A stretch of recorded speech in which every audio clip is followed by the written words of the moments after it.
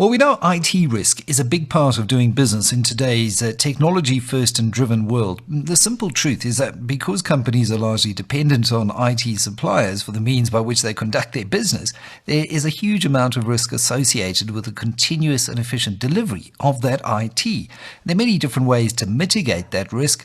Very often they can be very, very expensive. One more probably elegant method is to enter into an active software escrow agreement with the IT supplier. That's certainly what King and Gartner have to say. Well, to talk about why South African businesses should really be safeguarding their investments in software and a little bit more about the escrow side of this equation, it's a great pleasure to welcome now Guy Krige, software escrow consultant at this time in the year when I think many of us are kind of COVIDed out, we're Zoomed out and teamed out, we actually fully understand the risks in our IT, guys. So good evening.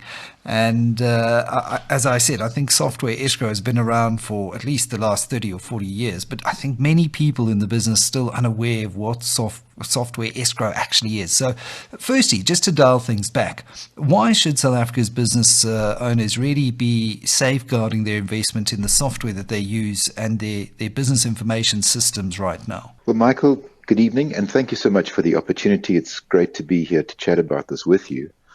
I think if I could use a little buzzword on the lips of all South Africans, the word is outages.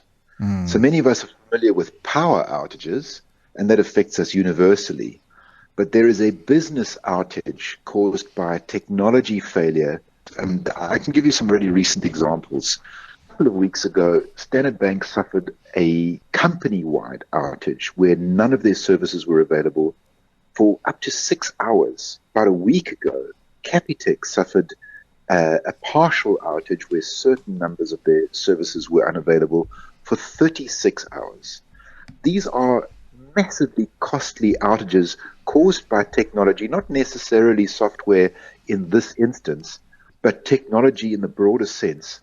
And these are things that can be and need to be addressed under a good governance code. As you mentioned in your intro, the King Commission refers to software escrow and other governance issues related to source code. So it's outages that we are trying to avoid.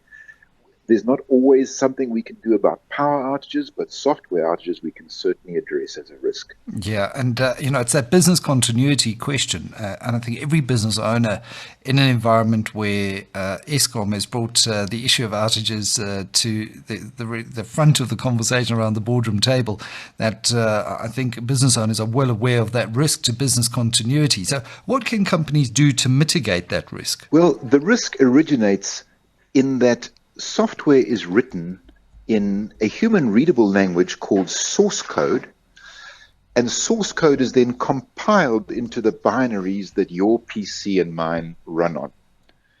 Now, any software developer worth his salt will want to hold on to his source code. It's his secret crown jewels of his business, of his operation. And so, by and large, developers don't provide the end user with the source code, and the source code is vital for updating and maintaining the end product.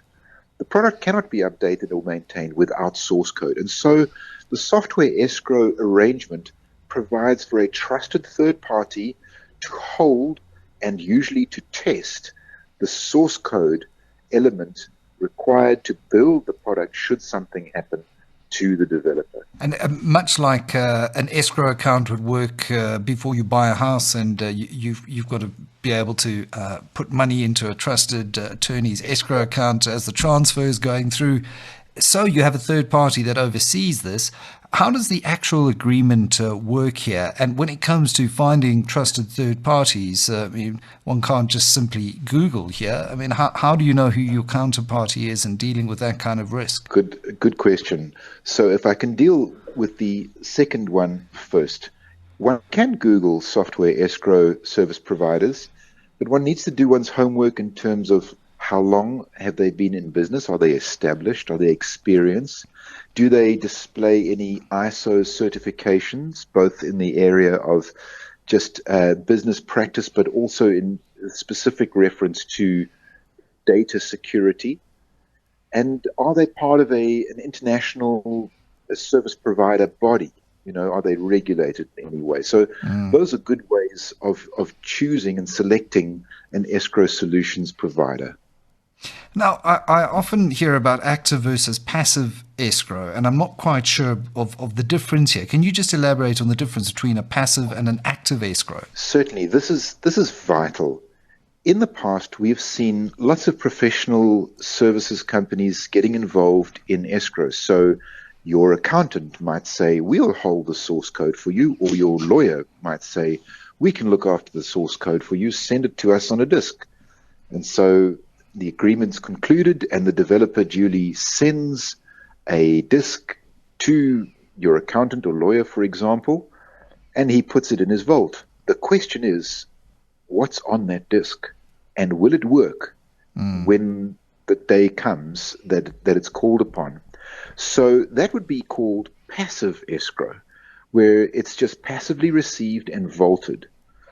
What a good escrow service provider will do is active escrow, where they will take the deposit and test it to see that it's complete, bug-free, and at the ultimate level of testing, that it can be compiled into the product that's being used by the client on a daily basis. So clearly, I mean, if you're in a business, say for example, I've got a database, MySQL, whatever it is, and I offer a service, maybe it's a subscription-based service for people to subscribe to that database and on a daily basis interact with it to get information, to manipulate the data.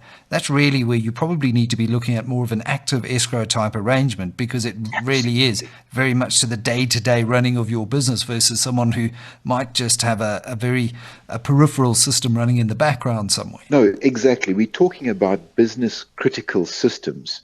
And so actually what you've done, possibly inadvertently, is that you've mentioned a whole new element of escrow, and that is to do with the cloud-based applications which produce data but also run on source code-driven application.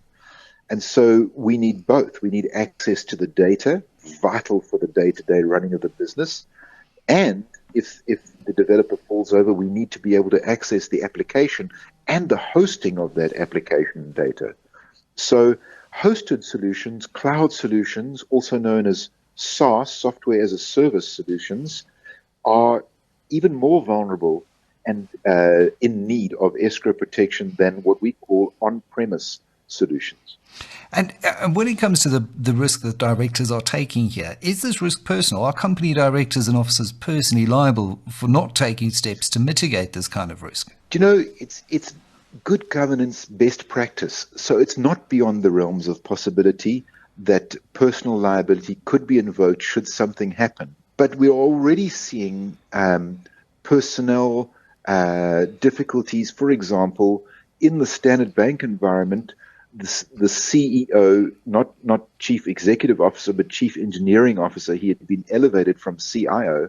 He lost his job a week after that massive outage affected Standard Bank. So yeah, there is personnel collateral, and we need to be aware of that in addressing the risks associated with software. Well, there we go. Keep calm and manage that IT risk by using an escrow strategy that is best suited for your business. That was escrow expert Guy Krige talking about exactly what escrow is when it comes to managing that source code and IT risk here on Hot Business.